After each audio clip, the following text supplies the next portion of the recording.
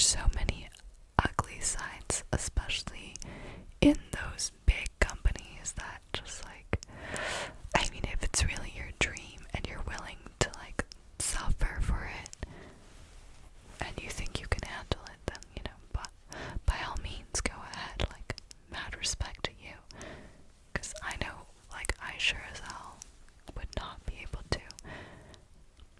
Anyways, so yeah, I was thinking a lot about that, and I was like, I don't know if I want to dive deeper into the world of K-pop and support like an industry like toxic like that. And then I was like recently, like not recently, like a couple months ago, also got TikTok, and I found out there's a lot of like young girls and guys that are pursuing modeling and stuff, and I don't know, I heard that the modeling industry is also very like toxic and just not the best for like young people. What do you guys think? Is it a look?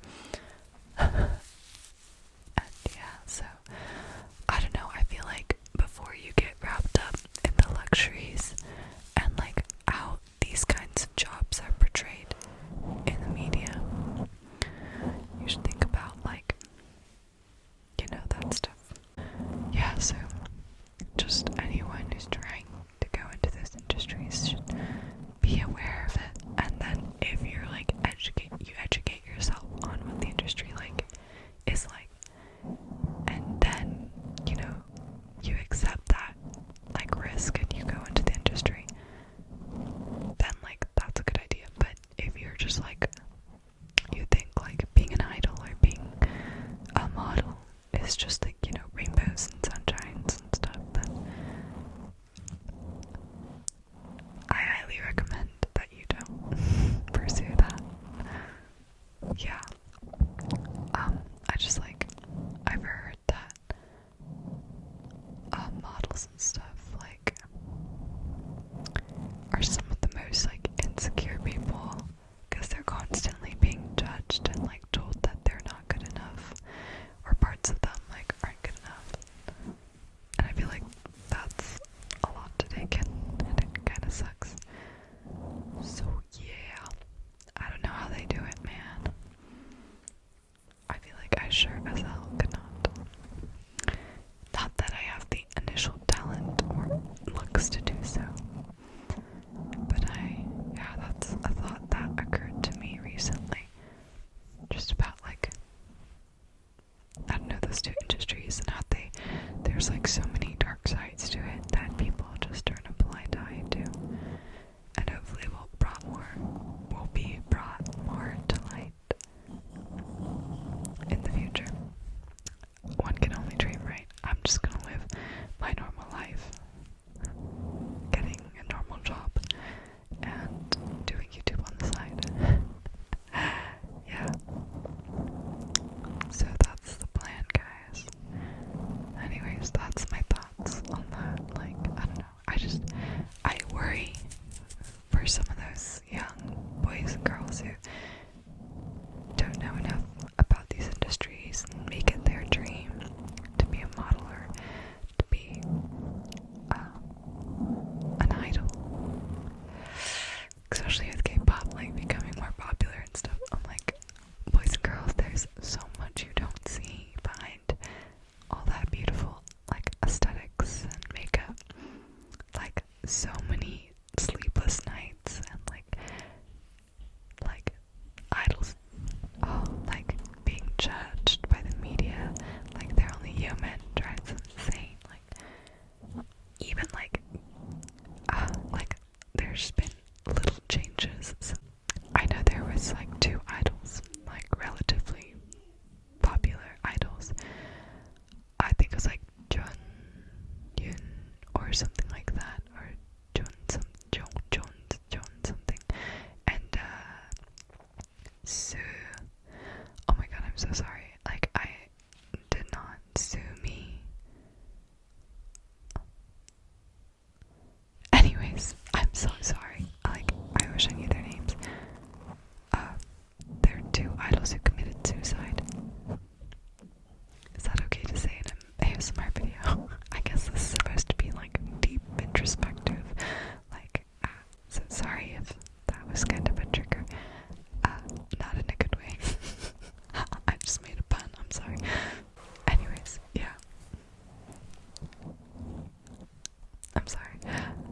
yeah, and like even with that happening, like it shed a little bit of light on like the dark side and, you know, the mistreatment of idols in the industry and like how people's words like affect their health. But honestly, like given that two people, like, you know, you'd think like more would happen, but like a lot of Asian countries are just so like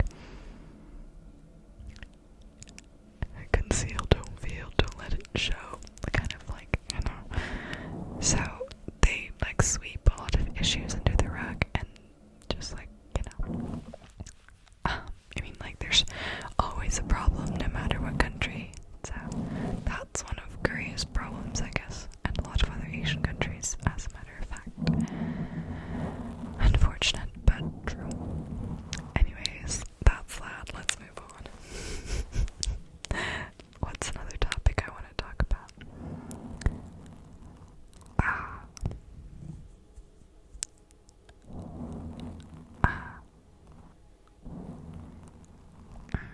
Okay. Another thing. This is a lot deeper and more broad, but like something that I thought of recently is that like, you know, like since we're little and, you know, when we're growing up and everything, like society, our parents, our teachers, our friends, like everyone, like it's raising you and telling you to like be a nice and like compassionate, like selfless person. You know what I mean?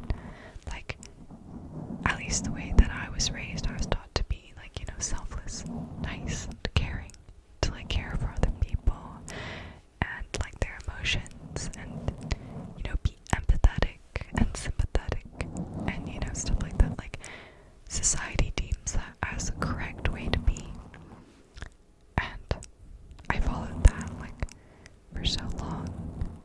At least I tried to. I don't know if I actually did. I would hope so, you know what I mean? And you know, be just appreciative and grateful and everything. And like, as I'm currently a college student, and so like, you know, when you enter college and stuff and you want to like get a job after college, everyone's like, you know, make connections and like, you know, business and I'm not a business major, by the way, but like just getting a job in general and stuff like that, like you make connections. And I realized, you know, a lot of people use that as a motivation and they act like nice to you and they see you as not like a person, like a human being with like, I don't know, your own life and like your feelings and like experiences, and like, you know what I mean, like they don't see you as a human or like a friend, like they see you as a connection, as like a step towards their goal, like literally a step ladder, like. And I just, since I've never really had to deal with that before, I was kind of like shocked that like people were so nice to me and like I thought they wanted to be friends, but it turns out like I'm just a step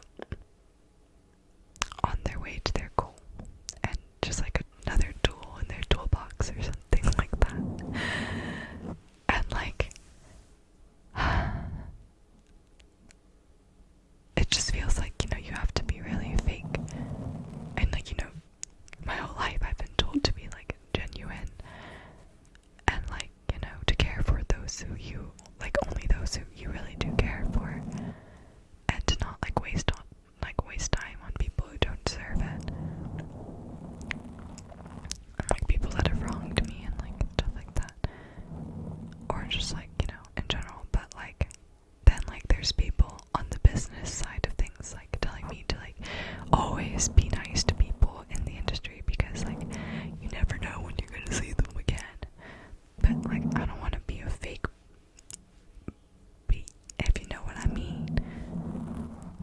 And then, like, that's where you have to, like, I feel like, you know, like, part of me wants to hold on to, like, that childlike innocence. That's, like, you know, if you're a nice person and you go through life doing good, you know, you're bound to get something good in return.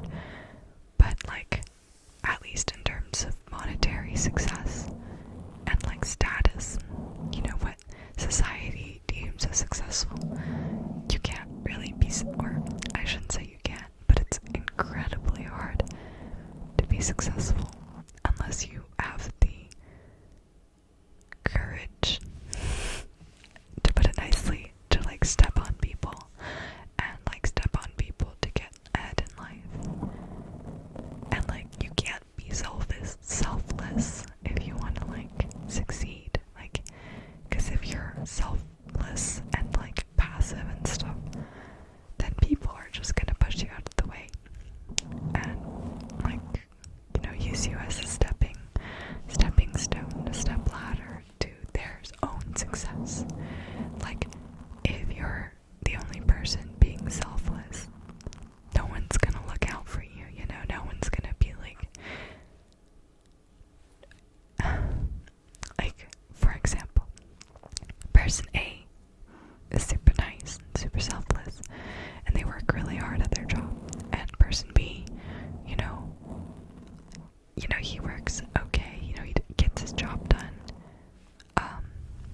yeah, and they're both fighting over a promotion, and if person B has the face, like,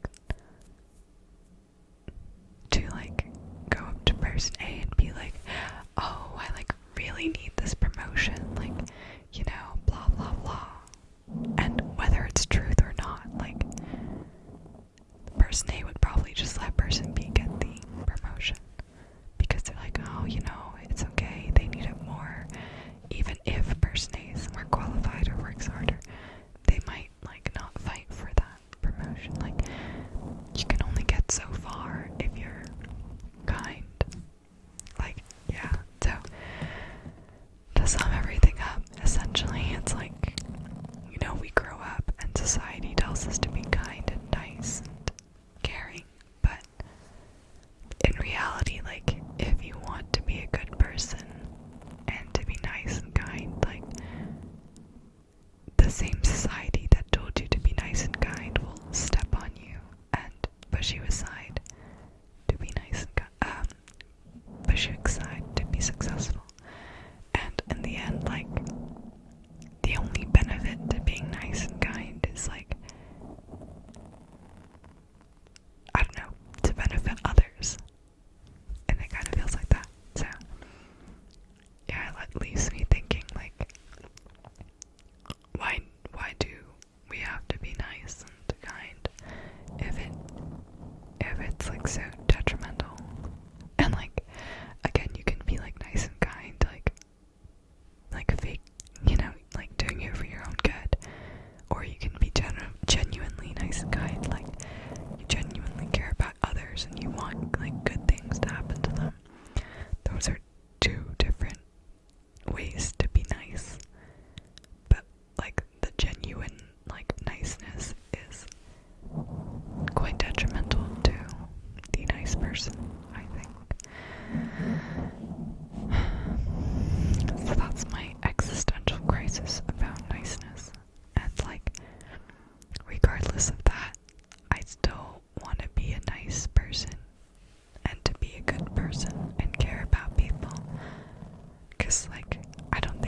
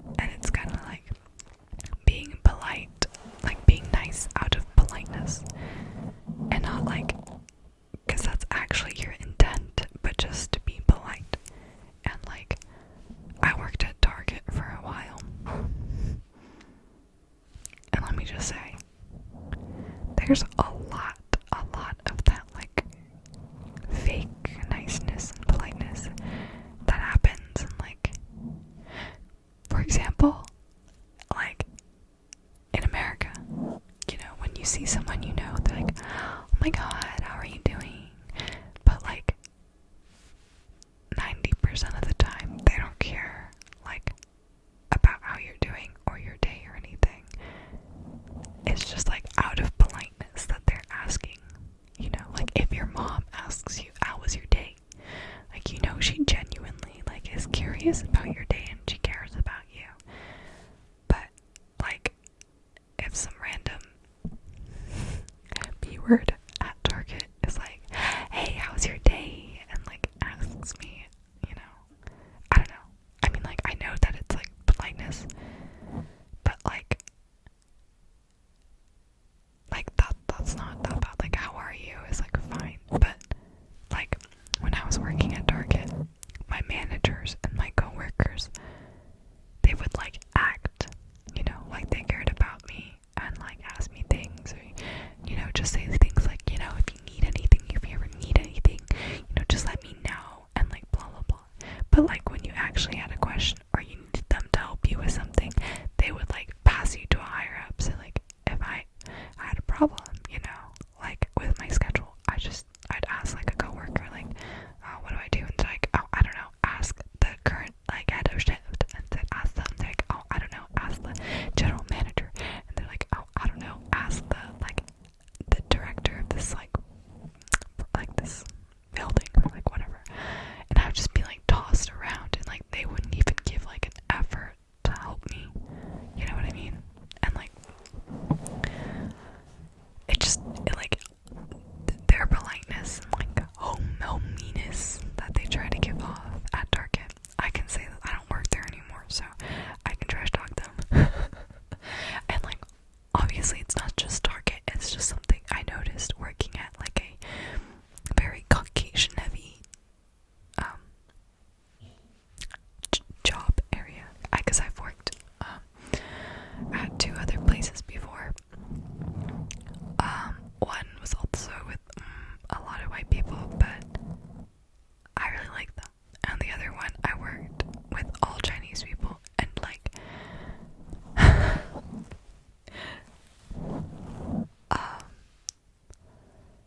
all I'll say is, like, the Chinese company, like, treated me like poop. Like, they treated me like poop. And, like, I was 16 at the time, just barely the legal age to start working.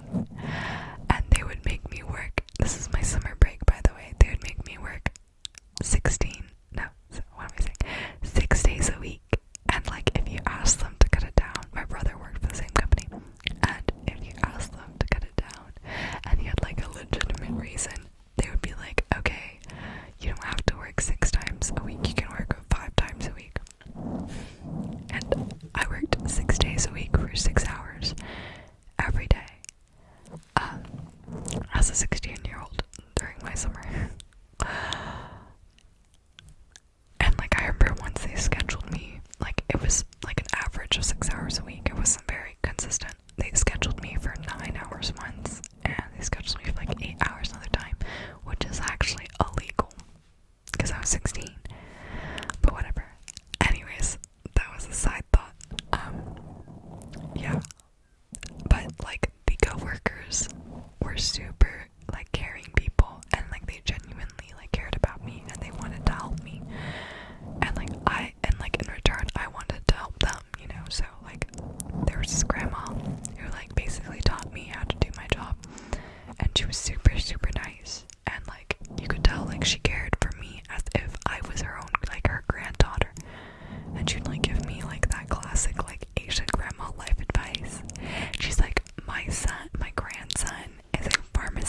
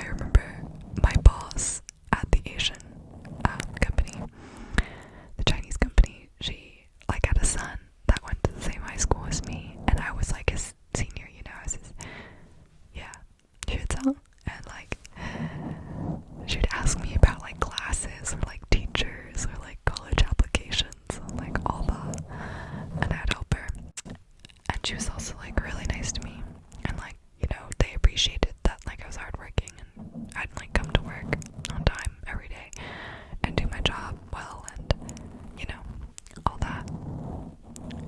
It was, people were nice there. Target was pretty.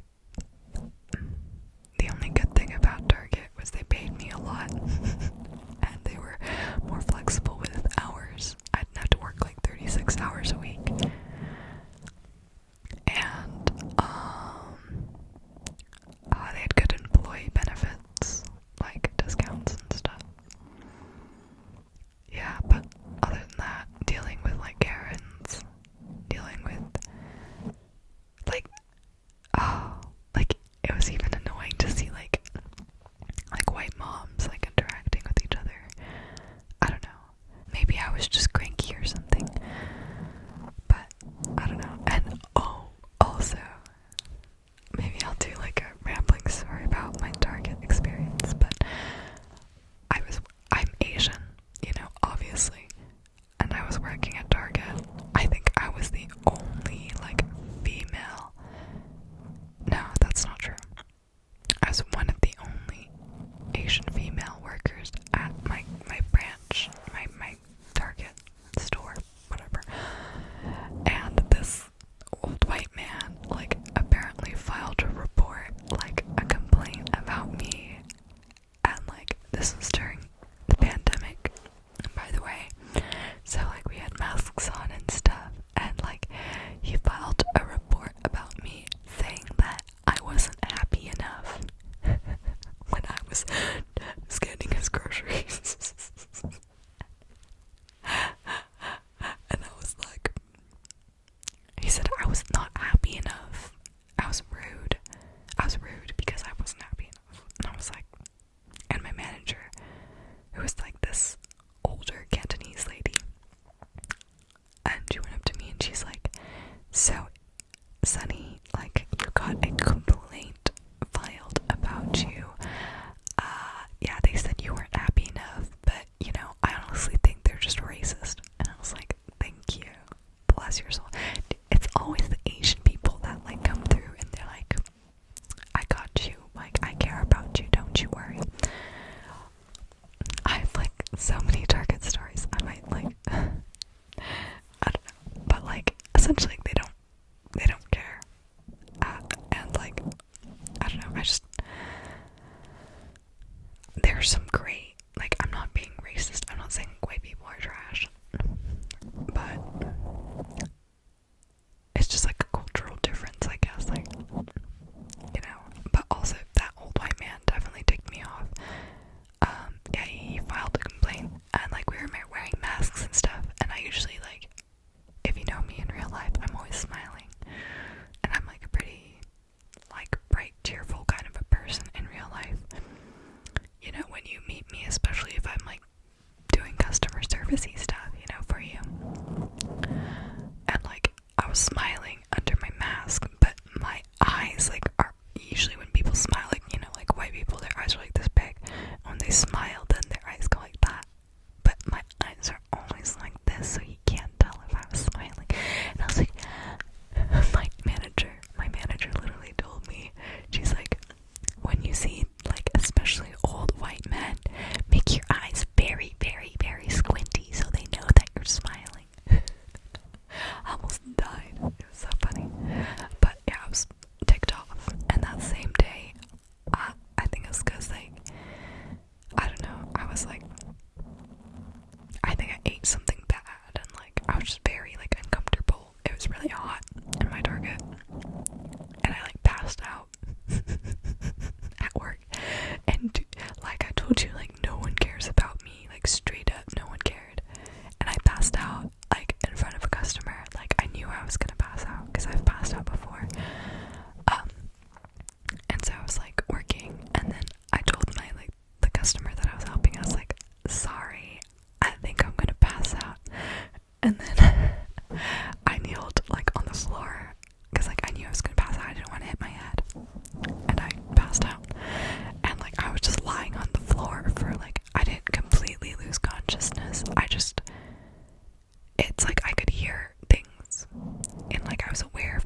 surroundings, but I couldn't see anything, and I couldn't really move. Yeah, so I was on the floor. I was on the floor for a while. Okay, I'm not gonna lie. I was on the floor for a while, and the customer I was helping, like, obviously didn't want to touch me, because, like, of the pandemic and everything, so she expected, like, my coworkers and manager or whatever to help me.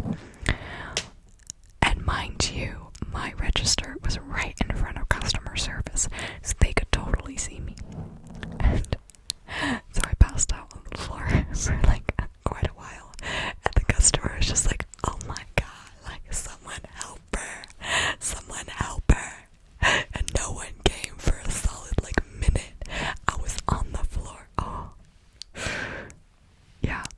And then they, like, did not want to touch me, and they, like, took my temperature twice. It was a mess. And that, like, after that, I, like, really wanted to quit. I was like, hang in there, Sunny, do it for them. You know what I mean? So that was a nightmare. I was trying to get a better job, actually, because I had work experience, but since, you know, COVID happened, I couldn't really find anywhere that wanted me except for Target. Anyways, whatever. That was a nice break from all the deep topics and whatnot. Yeah, I have more Target stories, but maybe for another day. Okay, let's do another one. A lot of my deep topics are just like introspective things that I thought about. And a lot of them like have to do with my current age and like what decisions and experiences that I've gone through. Another one is like maturity, and like after, let me zoom in a little. I don't really like this framing. After like going through high school and college and stuff, I've met a lot of people like through friends or through clubs and whatnot, and I've realized like someone of the same age can either be like so much more mature or like so much less mature. You know what I mean? Like the maturity gap is insane. And like, I guess it sounds kind of weird, but I've noticed with people, like, how do I say this? People who are immature and stuff are often criticized and like, yeah, criticized for being immature and told to be more mature and like, you know, stuff like that, or act more mature. But I've noticed that like the people who are more mature and like have more of a stronger sense of like responsibility and like a stronger sense of what's right and wrong, they often don't get to like enjoy like their youth. Like they don't get to enjoy their opportunity to make mistakes and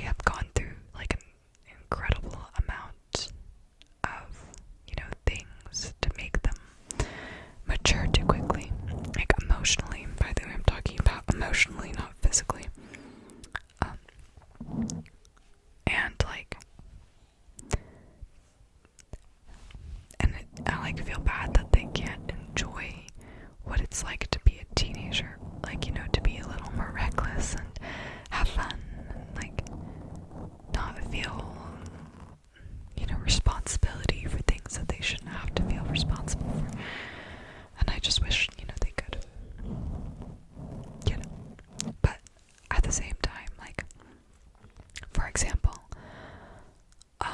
let's say I have this friend who's in, we started college, and she's very mature and, like, responsible and stuff, and, like, she wants to, like, experience college, like, go to a college party, and, like, but she, like, knows that she shouldn't drink and, like, get drunk, because, like, it is, like, pretty unsafe, and, like, she shouldn't, like, how do I explain this? Like, there's so many aspects of self-control placed upon her, and, like, holding her back from truly, like, enjoying the experience of a college party, or, like, stuff like that. Yeah. And so, like, as much as people like that think that they want to abandon that responsibility, abandon that maturity, like, their maturity prevents them from doing so, because they know that it's not right, and in the end they'll probably regret doing so. But it also, like, stops them from enjoying life, like, as a normal person should. And there's no, like, right or wrong way to live, but, like, no matter what end of the spectrum of maturity you're on, you always long for the other side.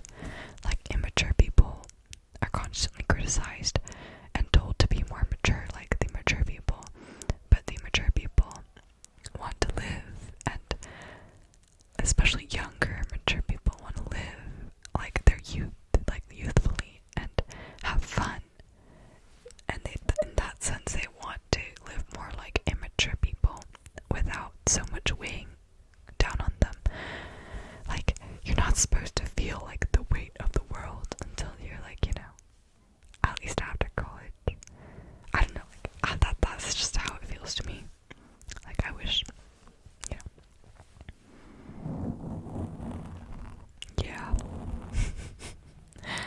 Like, with maturity and stuff, it's scary how we, like, always want what we don't have. Like, you can be the most mature person in the world, yet you, like, yearn for, like, youthfulness and recklessness, just because you like, were never able to express those kinds of,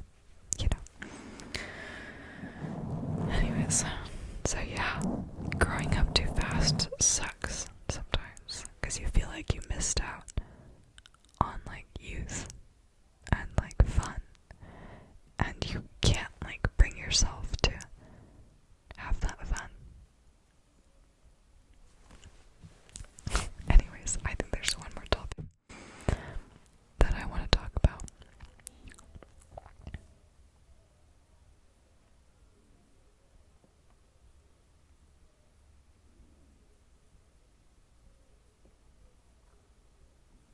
Okay, these all have to relate to, like, the time period that I'm in and what I've observed from my friends around me and myself. And that is, after graduating high school and moving into college, and even after college, you're slowly, like, in high school some people, I mean, everyone's different, but we all have friends in high school. No, you know what I mean? Like, you have, like, people that you're friends with, and as you go to college, it's harder and harder to keep up, or, like, keep in touch with all those friends, and so you slowly have to pick and choose, like, who you want to stay friends with, and keep in contact with. And then throughout high school, I mean college, that high school group, like, thins out to, like, a couple people, because it's just impossible to stay in touch with everyone, so it thins out. And then after college, you have to stay in touch with all your college friends, and so it thins out, like, even more. So I realized, like, part of growing up is, like, choosing those select, like, friends, and, like, at least for me and a lot of my friends who haven't even, like, been consciously thinking about it, like, it's been hard, because, like, there's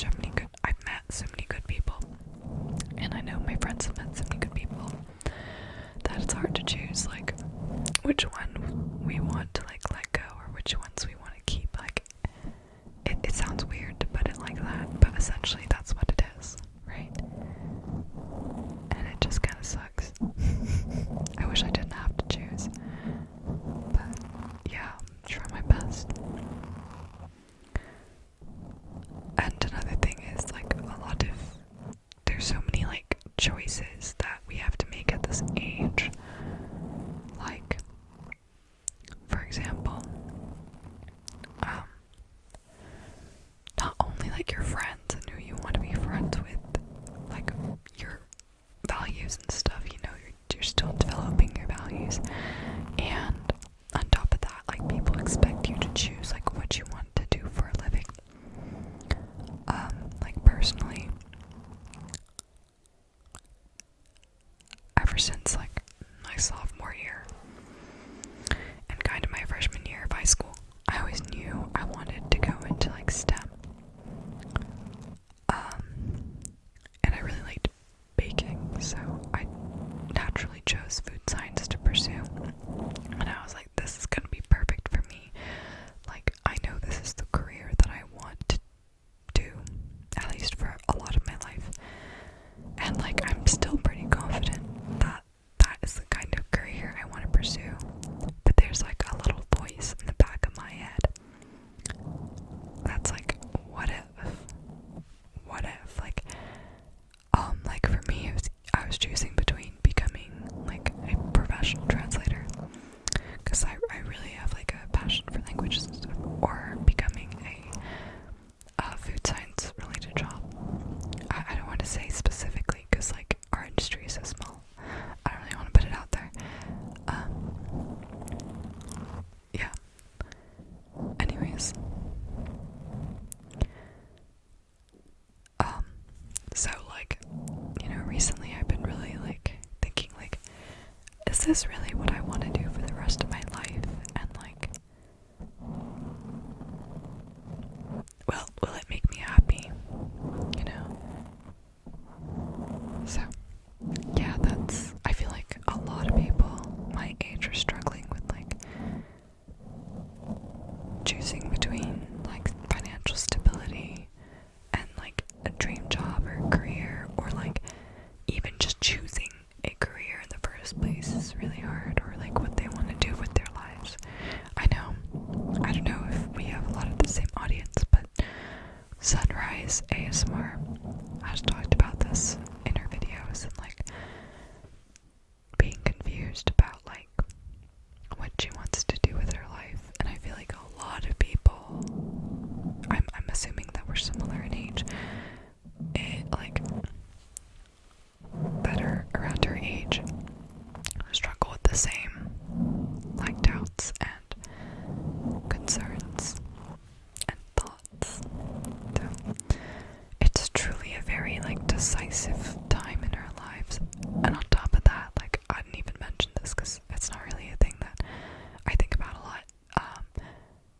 Like people expect you to choose someone like, you know, to marry and stuff like within this time. Like, girl, how many choices do I have to make?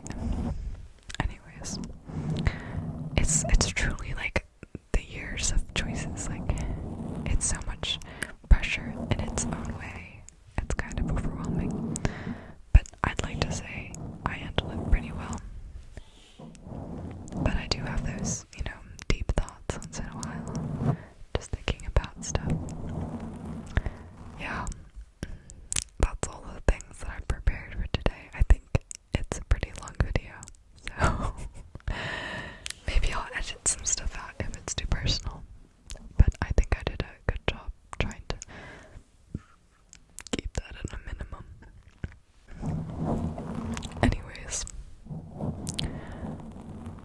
so yeah, I hope you guys enjoyed my super deep introspective talk about my existential crises.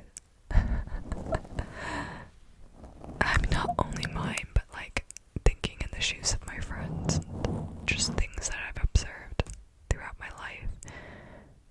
Yeah. Bless you. I think my mother just sneezed. Anyways, so that's that. this wasn't